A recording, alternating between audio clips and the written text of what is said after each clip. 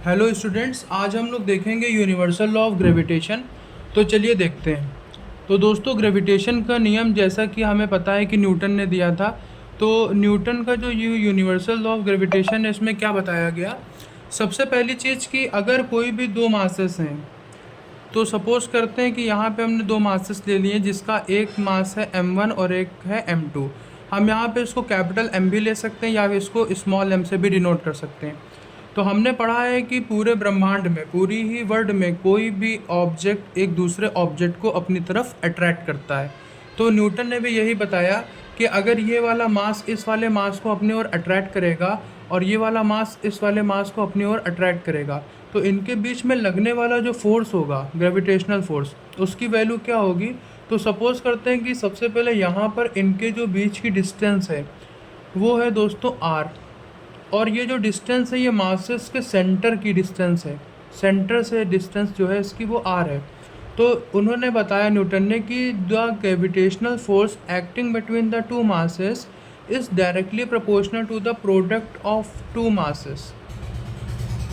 दोनों ही ऑब्जेक्ट के मासेस के प्रोडक्ट के ये ग्रेविटेशनल फोर्स डायरेक्टली प्रोपोर्शनल होगा, जो कि क्वेश्चन नंबर 1 हो गई।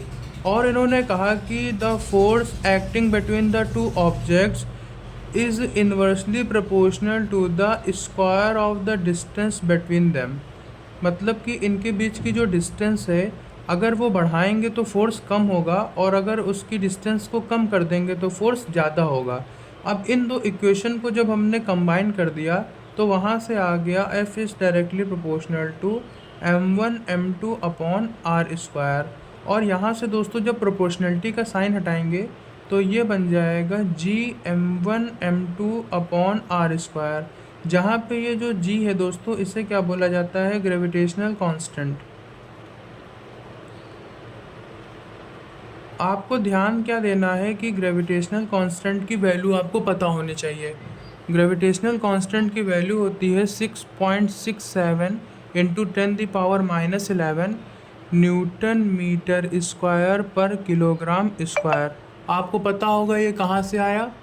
यहाँ से आप देख सकते हैं, अगर यहाँ से हम फार्मूला चेंज करेंगे तो g इक्वल्स टू हो जाएगा f into r square upon m1 into m2। तो यहाँ से दोस्तों क्या आ जाएगा, Newton into metre square upon kilogram square. तो ये किलोग्राम स्क्वायर ऊपर जाएगा तो हम इसको ऐसे भी लिख सकते हैं, न्यूटन मीटर स्क्वायर किलोग्राम पर स्क्वायर। ये हमारी यूनिट आ जाएगी। अब दोस्तों बात करते हैं कि अगर इसकी हमें डायमेंशनल फार्मूला निकालना हो, डायमेंशनल यूनिट, तो कैसे होगी। तो g का आप देख सकते हैं formula f into r square upon m1 into m2। तो आपको पता है कि यहाँ पर f का मतलब हो गया ma mass into acceleration, r square का मतलब हो गया लेंथ, तो यहाँ पे आर स्क्वायर रहने देते हैं, और मासेस का मतलब हो गया किलोग्राम स्क्वायर, तो दिस। अब आपको पता है कि मास को हम किससे रिप्रेजेंट करते हैं, m से। और यहाँ पर दोस्तों एक्सेलरेशन की यूनिट क्या होती है, मीटर पर सेकंड स्क्वायर।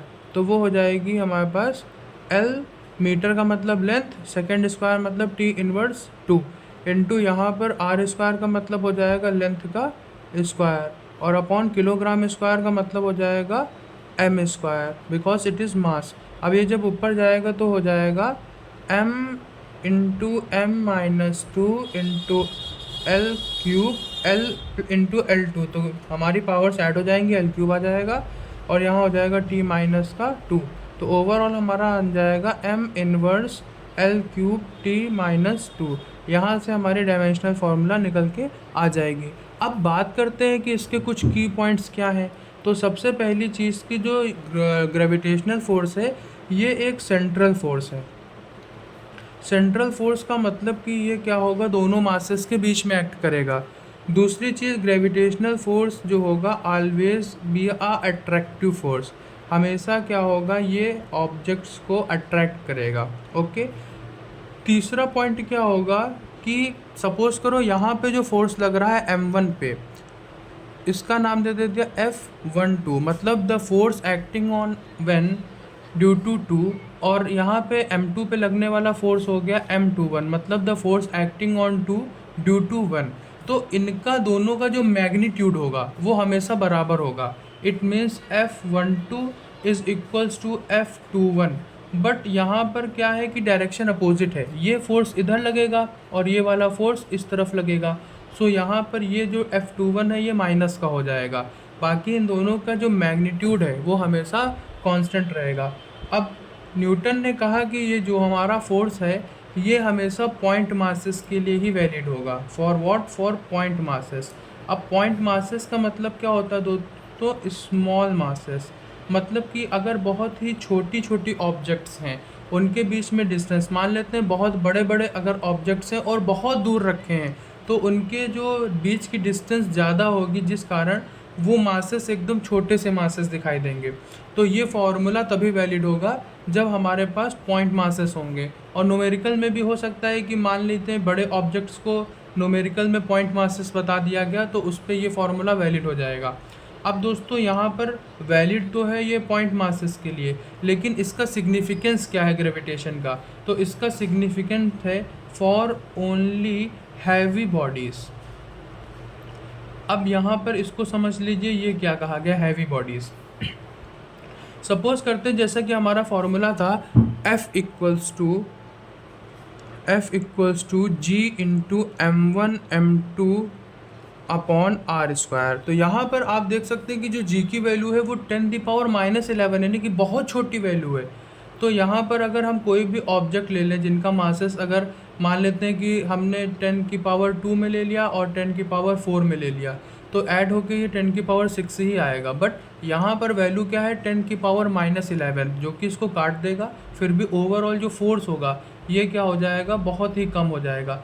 दैट्स वाई हमको क्या होगा, मासेस हमारे बहुत ही ज़्यादा हैवी बॉडीज़ में होना चाहिए। जैसे कि अगर हमने अर्थ ले लिया या हमने सन ले लिया तो इतना ज़्यादा इनका मास होगा कि इस पे जो फोर्स लगने वाला होगा ये पॉजिटिव वैल्यू में आ जाएगा और इसकी फोर्स की वैल्यू जो होगी वो इंक्रीज़ करके एक हाई वैल्यू में आ जाएगी। तो इसलिए जो फोर्स होगा वो हमेशा एक्ट करेगा हैवी बॉडीज़ पे। तो यहाँ पे यूनिवर्सल लॉ ऑफ ग्रेविटेशन में आपके लिए पर्याप्त है। अब इसके अगले वीडियो में आपको हम बताएंगे एक्सेलरेशन ड्यू टू ग्रेविटी।